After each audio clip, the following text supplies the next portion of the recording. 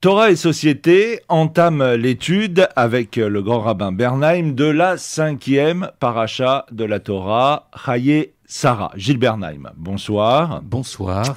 La paracha commence par le compte des années de la vie de Sarah, 127 ans, son enterrement par Abraham dans le tombeau qu'il acheta à Hébron. Puis c'est l'envoi de son serviteur Eliezer pour chercher une épouse pour son fils Yitzhak dans son clan familial. Le long épisode de l'apparition de Rebecca sur la scène, son retour avec Eliezer, sa rencontre avec Yitzhak, puis ayant marié son fils, Abraham se remarie avec Ketora. Abraham meurt et ses deux fils assistent à son décès, Ishmaël et Yitzhak. La paracha se termine par la descendance d'Ishmaël. Le texte commence par ces mots: la vie de Sarah fut de 127 ans, telle fut la durée de sa vie. Mais si nous relisons attentivement ce texte, comme l'a fait Rashi, alors voilà ce que nous devons lire. Et furent les vies de Sarah 100 ans et 20 ans et 7 ans, années des vies de Sarah. Et Rashi explique, 100 ans et 20 ans veut dire qu'elle était à 100 ans comme à 20 ans concernant le péché, c'est-à-dire qu'elle n'a pas péché jusqu'à 100 ans, puisque jusqu'à 20 ans, avant la Torah, le ciel ne sanctionnait pas les fautes des moins de 20 ans. Quant à 20 ans et 7 ans, cela concerne sa beauté qu'elle avait conservée. Chayei Sarah, année des vies de Sarah, la répétition qui conclut veut nous indiquer que toutes les années furent égales en qualité pour Sarah, ajoute Rashi. L'enseignement de Rashi est parfaitement clair. Si on dit 127 ans, on pense à une vieille femme. Et on se dit que de toute façon, un jour elle allait mourir, elle est morte. Si on dit 100 ans, 20 ans et 7 ans, c'est une manière de décomposer une totalité et de mettre l'accent sur ce qui compose un chiffre, mais le compose à partir de multiples donnes. On peut faire référence à un chiffre élevé pour suggérer la sagesse, on peut faire référence à un chiffre pas élevé pour suggérer l'innocence, on peut faire référence à un chiffre qui est la sortie de l'adolescence, où l'on a toutes les potentialités pour vivre, apprendre, devenir plein de projets. Et c'est donc tout ça qui, en quelque sorte, se retrouve composé, coagulé, en quelque sorte, dans un seul chiffre, 227 ans, vous l'avez dit, avec l'enseignement de Rashi. Le Ramban Nachmanide insiste sur une autre dimension. Il déclare d'abord de façon radicale qu'il ne partage pas l'analyse de Rashi qui fera interpréter chacune des trois expressions années en soi, car le Ramban ne retient des caractéristiques linguistiques que celles qui sont des anomalies. Or, la langue hébraïque, normalement, nomme ainsi séparément les centaines, dizaines et unités. Il insiste en apportant une liste d'autres personnages dont le décompte des années de leur vie est ainsi rédigé et qui n'ont pas été uniformément parfait. De plus, l'hébreu met au pluriel le compte des choses qui s'élève jusque 10, mais l'hébreu met au singulier le compte des choses qui s'élèvent au-delà de 10, car il s'agit alors d'un groupe. Rashi, en fait, s'était basé surtout sur la répétition du mot shana, année, plus que sur les différences du singulier et du pluriel. Et le Ramban ne conteste pas l'interprétation de Rashi, mais dit que l'élément insolite et donc significatif est la répétition des mots vie au pluriel de Sarah. Oui, la méthode du Ramban est de désigner les manques aux composantes d'un ensemble. C'est-à-dire que s'il y a un ensemble comme 127 ans, si on décompose en 100, en 20 et en 7, c'est pour suggérer, non pas comme Rashi, que 100 est une positivité, que 20 c'est quelque chose de positif, c'est-à-dire quelque chose de gratifiant, 7 c'est quelque chose de gratifiant.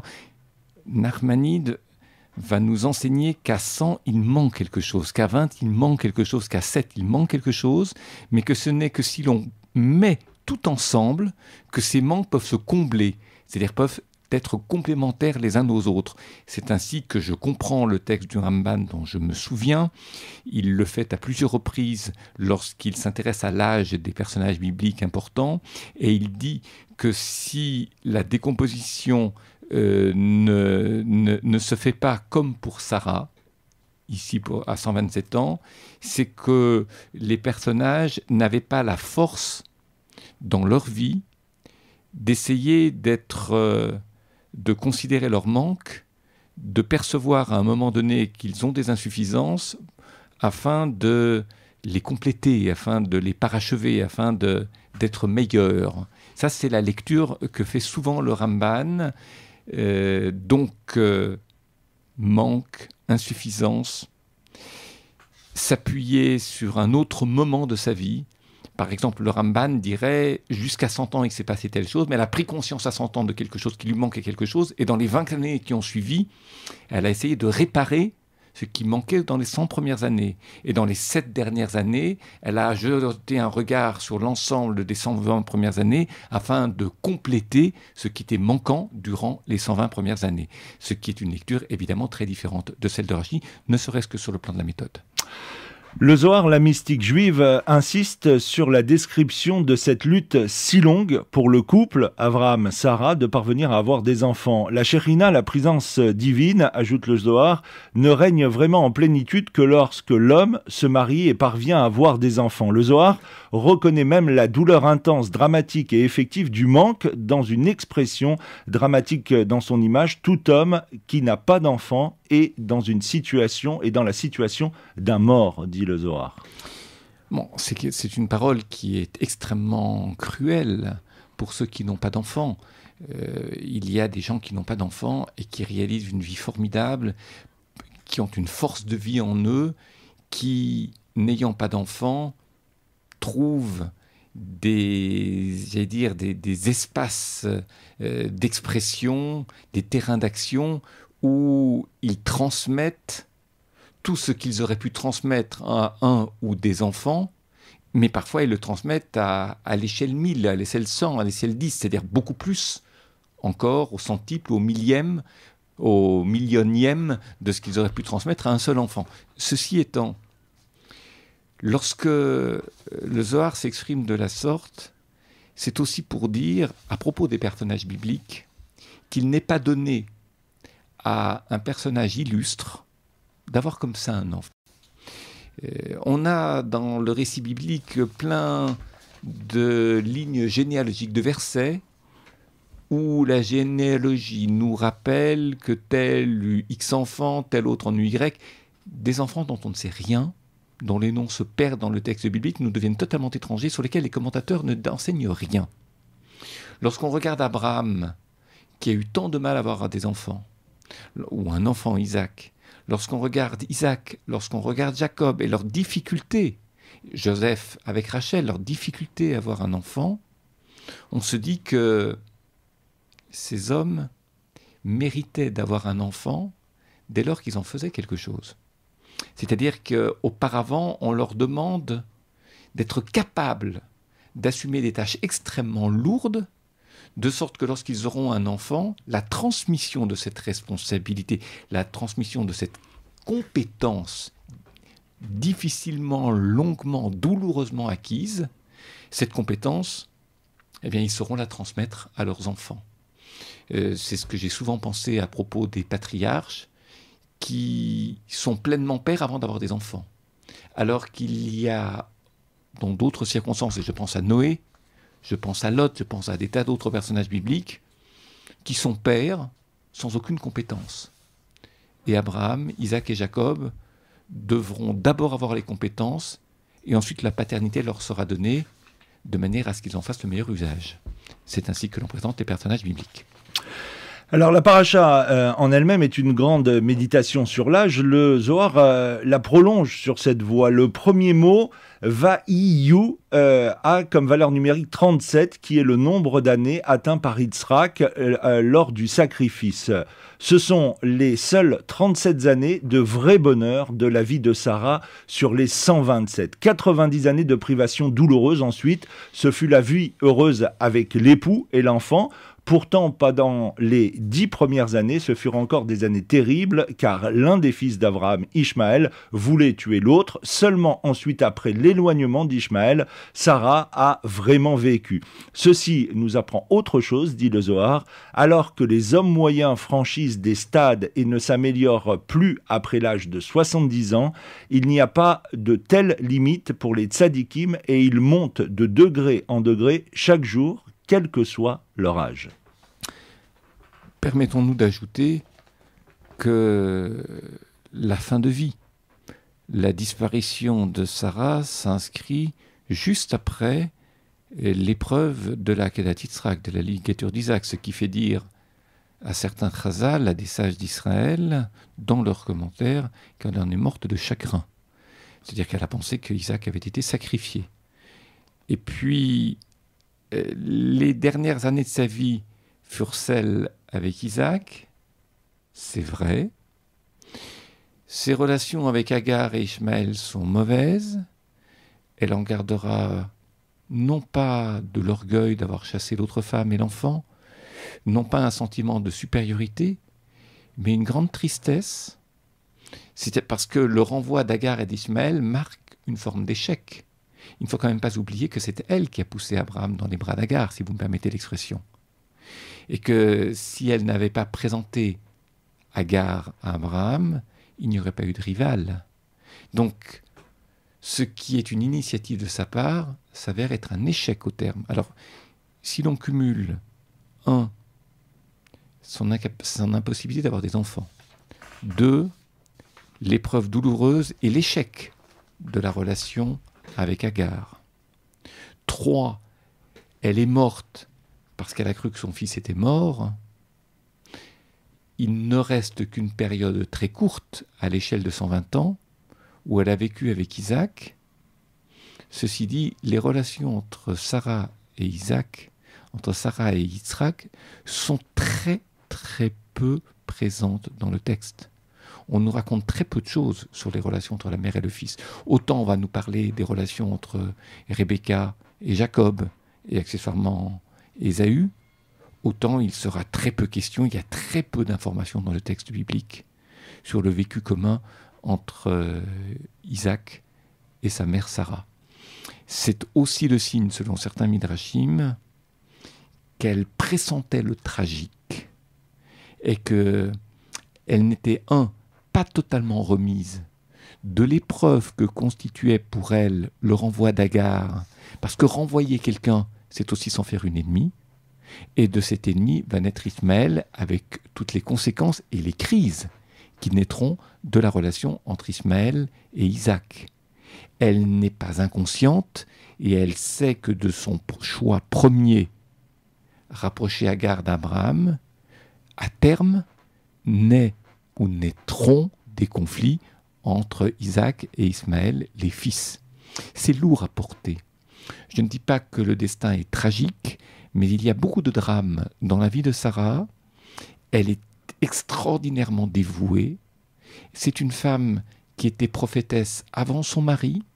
C'est une femme qui a quasiment sauvé son mari lors de la première épreuve en Égypte, où lui l'a fait passer pour sa sœur, ce qui veut dire tout ensemble que c'est par ses prières, par sa vie intérieure, par sa capacité d'observation, par sa capacité d'anticipation, qu'elle a permis à un couple et une famille de se construire, de transmettre ses forces, mais aussi ses échecs. Alors, poussons plus loin notre réflexion. Certains pensent que le judaïsme est uniquement centré sur l'homme au masculin, sur ses rôles, sur son devenir, sur les questions importantes de sa seule vie pratique à lui.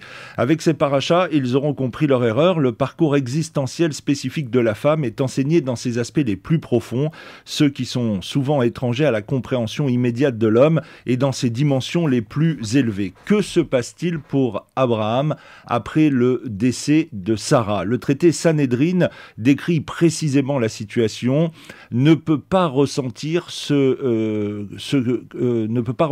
que c'est la mort d'un homme si ce n'est son épouse, ne peut pas ressentir ce que c'est la mort d'une femme si ce n'est son époux. Et l'intensité touchant tout le centre de l'être et toutes ses dimensions les plus profondes et les plus essentielles sont rendues par cette phrase: tout homme dont la première femme meurt, c'est comme si la destruction du temple avait lieu dans sa propre vie, en ses propres jours d'existence. La suite du texte, après le décès et l'enterrement de Sarah, dit que Abraham continua à vieillir dans la bénédiction la plus complète, puis Abraham maria son fils et se remaria, mais le texte reste bref sur cette partie de la relation. Des auteurs comme Ibn Ezra souligne que la Torah ne fait plus allusion à un dialogue entre le père et le fils après la Akedat. De même, après le décès de Sarah, le silence s'installe sur la relation de couple. Oui, le silence s'installe sur la relation de couple, le silence s'installe sur la relation entre Abraham et Isaac. Et ce qui est quand même paradoxal, c'est que comme vous l'avez rappelé en introduction, cette paracha de Chayei Sarah, elle est divisée en deux. Il y a d'un côté l'enterrement de Sarah et de l'autre le mariage du fils. Si on regarde ce qu'il y a au cœur de ces deux chapitres, très long pour ce qui concerne le second, ce sont des affaires d'argent. Des affaires d'argent, il est question d'enterrement, il est question d'argent, il est question d'amour, il est question de bijoux, il est question de troc, il est question, là encore, de valeurs matérielles. C'est intéressant parce qu'on aurait pu avoir la description du deuil, les états d'âme d'Abraham, on aurait pu avoir le descriptif de la femme rêvée, on aurait pu avoir le coup de foudre d'Isaac pour une jeune fille qu'il rencontre, ou au contraire sa longue recherche jusqu'à ce qu'il trouve la femme de sa vie, la femme de son cœur. Mais ce n'est pas du tout comme ça que les choses se passent. Si on regarde d'abord l'enterrement de Sarah, on observe il y a déjà un premier achat. Il y a un achat de terre. Ce qui est quand même très, très curieux, c'est que les gens de Hebron, qui sont des Cananéens, avec Ephron, leur grand patron, leur grand prince, les gens de Hebron veulent lui offrir la terre et lui font beaucoup de compliments. Ils disent de lui, Abraham, qu'il est un homme formidable, qu'il a une réputation qui dépasse les frontières, etc. Donc, lorsqu'on accueille un prince, on ne le fait pas payer. Si vous invitez le président de la République chez vous, vous ne lui faites pas payer le repas. Pardonnez-moi l'expression. Et c'est pourtant ce qui se passe ici, parce qu'Abraham refuse. Il refuse la gratuité. Et finalement, il va payer le prix fort, un prix élevé, pour acheter sa fameuse grotte de Marpella, où il enterrera sa femme, où il sera enterré, et toute une partie de la famille sera enterrée là-bas. Pourquoi est-ce qu'il paye ? Quelle est la fonction de l'argent dans cet épisode ? Je pense qu'il faut bien comprendre une chose. La gratuité peut se retourner contre son auteur. C'est-à-dire quand vous savez, quand vous êtes en vue, quand vous avez une certaine notoriété, quand les gens misent sur vous, quelque part, ils pensent que si vous réussissez, ou lorsque vous réussirez, en retour, si vous êtes leurs amis, ils vous le rendront. Vous profiterez de la puissance qu'ils auront ainsi acquis. C'est probablement ce à quoi pensent les habitants de Hebron. Alors, pour bien montrer qu'ils sont très copains-copains avec Abraham, ils vont lui proposer la gratuité. Mais vous savez, c'est comme dans les principes mafieux. Au départ, tout est beau, tout est gratuit, et ensuite on vous le fait payer. C'est-à-dire qu'ensuite vous vous retrouvez pointé du doigt comme ayant accepté, vous n'auriez pas dû accepter, et de ce fait comme étant le complice de, et de ce fait vous devenez redevable. Ou alors, si vous le refusez, on vous fait d'amers reproches qui vous déconsidèrent. La grotte de Marpella, c'est la terre de l'absence chez Abraham de toute compromission, de toute complaisance d'avec les Cananéens. Je paye, mais je reste libre. Autrement dit, je signe un contrat, je verse de l'argent, et après je garde ma liberté. On ne pourra pas dire des descendants d'Abraham qu'ils sont de la même famille, autrement dit qu'ils sont complices, que tout s'est fait naturellement comme s'ils étaient en famille, parce qu'en famille on ne se fait pas payer. Donc comme s'ils étaient familiers, comme si lui, Abraham et ses descendants, étaient familiers des habitants de Hebron. Il ne veut pas de cette fausse familiarité. Il ne veut pas qu'ultérieurement on puisse dire de lui que son éthique patriarcale n'était pas très différente de la morale politique de Hebron. Donc il paye. Et si je devais, non pas conclure, mais aller jusqu'au bout de la pensée développée par plusieurs maîtres, comme le Noam Elimelech, Rabbi Elimelech de Lizensk ou Rabbi Yosef Rosin de Rogatchover, je dirais simplement ceci. C'est que Abraham tient à rester libre, et l'argent préserve la liberté. Parce que Elle prévient toute complaisance possible, parce que de la gratuité peut naître la complaisance. Et en prévenant toute complaisance possible, Abraham préserve son authenticité, autrement dit, son identité patriarcale et celle des épouses matriarcales. Gilles Bernheim, il nous reste quelques minutes.